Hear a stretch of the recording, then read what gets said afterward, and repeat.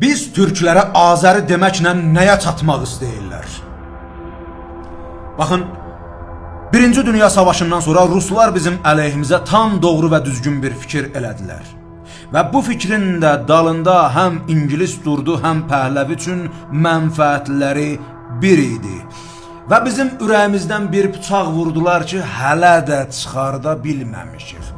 Acı bir həqiqətdir.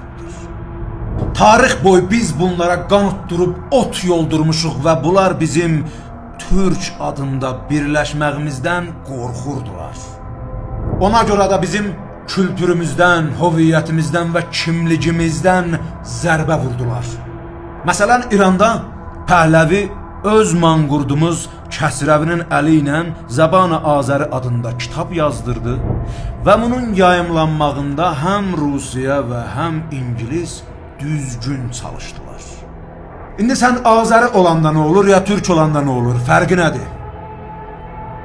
Sən Türk olanda Qacar olursan, Səfəvi olursan, Əşqaniyan olursan, Qəznəviyan olursan, İmperatoriya Ağqoyunlu olursan, Qaraqoyunlu olursan, Teymuriyan olursan, Xarəzmşahı olursan, sən Türk olanda Sumer olursan.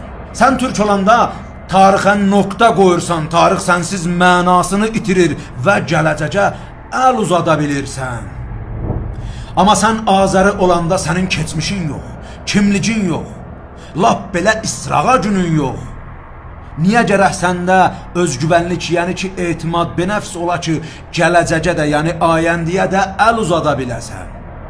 O qədər köksüz və rişəsiz olursan ki, lazım olanda